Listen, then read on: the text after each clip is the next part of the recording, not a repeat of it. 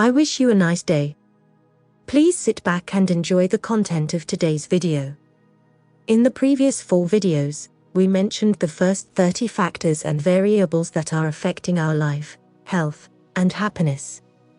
Today, we will talk about the 7 last factors and variables, and in the next videos we will talk about the solutions. Please, don't take anything in this video personally, it intends only to help. Let's start with today's first variable. Compensation of physical, psychological, social, and emotional stress. It is connected to the previous variable, the various stress factors, and how to cope with them. The most important is that the person should be able to self-analyze himself, his worldview, priorities, values, perceptions, reactions after different stimuli, decision-making processes, strengths, and weaknesses, all the parts of his life and lifestyle. In each person, there is a various mix of physical, psychological, social, and emotional stress factors. Many of them are internal, many of them external, but most of them are interconnected, or psychophysiosocial, and I would like to add, the cultural. Culture and its subcategories have a tremendous effect on the occurrence or absence of many stress factors and their categories, frequency, duration, and intensity. Many of us understand this cultural component if we moved to a different continent, country, city, religion, culture. It is also called cultural shock, the impression and all the effects on us after we change our native environment, customs, and habits. It can be partly or fully resolved by proper adaptation to functioning in the new environment. But sometimes, it is not possible, and we should be able to distinguish and admit it and arrange a remedy if needed. Adaptability to change. This ability depends mainly on the traits of the personality profile of each person and levels of experience and self-development. The ability to communicate with ourselves inside our head and view the same situation or issue from different perspectives and find the solution is a life skill. It is partly inherited and partly caused by self-development and life experiences. Imagine a novice in their job and his first weeks in the job and his colleague after the 40 years of daily practice. There are a lot of jokes and stories about it. One that I like. The newcomer and his colleague with 40 years of experience will meet after coming to work in the hallway. The novice carries 2 laptops, a tablet PC, folders with documents. In front of him, an experienced colleague walks down the hall and carries only a plastic bag and 2 apples in it.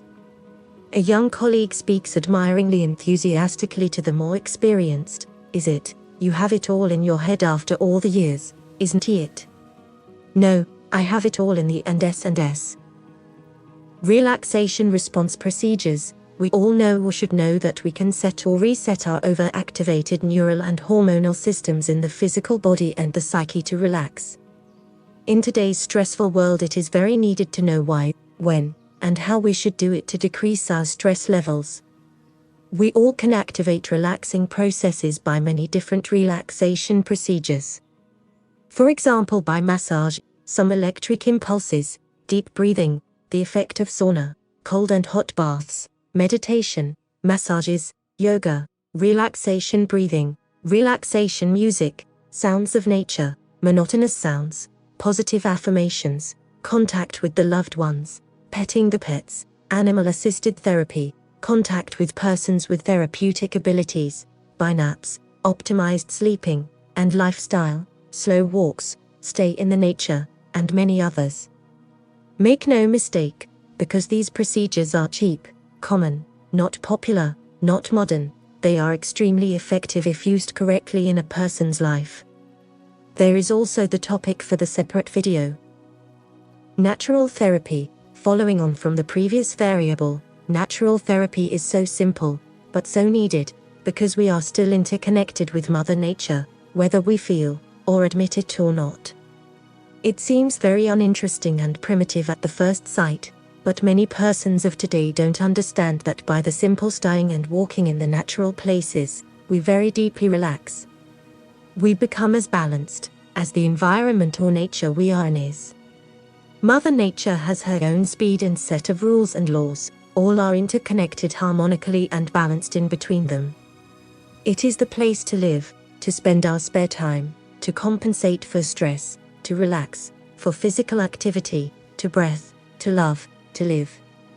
To turn off all our magical stressful devices, to be alone, to be in harmony, empty and free from all worldly things. Who does not spend time alone in nature, in my opinion, will never fully know and understand himself, what should he be and do in life and with a lifetime, and cannot be fully relaxed. Perception of need for sleep, fatigue, thirst, hunger. In today's fast-paced and stressful world, the body and psyche must adapt extremely quickly to many new stimuli. We can handle a certain degree, but if it exceeds a certain individual limit, there raise various maladaptations or problems. This individual limit is not static, but dynamic and is changing by the effect of factors and variables that we previously experienced and that we are experiencing at that time. The baby cries under all the conditions when it is dissatisfied, when its essential requirements and needs are not met. Surely it will cry when it will be alone, unloved, don't have enough attention, sleep deprived, fatigued, thirsty, or hungry. During life, many of us lose perception of our basic needs to the point that we cannot even realize it with our senses, feelings, and minds. We can become somehow numb and forget about our basic needs. That causes additional stress because we don't respect the requirements and needs of our organism and psyche. In this way, we can gradually descend in a spiral downwards and it will show on our overall health and moods. Stop for a moment and from time to time and think about what you need and what you are missing in life. Many of us would be very surprised how they are deprived in many areas, but have a job and finances but a very unhealthy lifestyle, and daily routines. It needs to be resolved for your best good. Perception of physiological, psychological, and emotional limits. The basic principle is similar to the previous variable. There are still some differences. The main difference is that to some degree our perception is controlled genetically by the hardwired connections in our brain that create some basic and only to some extent influenced personality traits. These traits are permanently influencing our life on a daily and also on a long-term and lifetime basis. Other than genetic influences, during life, we can become numb to the perception of physiological, psychological, and emotional limits due to life tests, different traumas, and bad habits. At first glance, these changes in the perceptions of our physiological, psychological, and emotional limits do not seem to be a very serious problem. Problems arise when a person exceeds these limits for a long time and does not know about it, does not feel it, does not attach any importance to it. I cannot stress enough how many problems in the world arise from this. How many problems does this excessive stress cause? Physiological, mental, emotional problems. It participates in all civilization diseases and many other diseases. But everyone competent pretends that everything is fine. Maybe I will tell you more details and what to do about that in the future. Life values, priorities, worldview, a very important topic, but I deliberately left it to the end. Our life values, priorities, and worldview are mind filters through which we see the world. We perceive, think and act by these three variables. In a way, we oppose everything that contradicts them. We try to do and correct everything in us and around us so that it reflects our inner vision or the inner world in our reality of life. Each of us should strive to make our values, priorities, and worldview helpful and harmless to all, so that each of us can contribute a little to the improvement of this world, on a daily, as well as a lifelong basis. We will talk about it deeply in the future videos. Thank you very much for your attention and time. In this video, we briefly mentioned some of the many factors and variables that are affecting our lives, health, and happiness.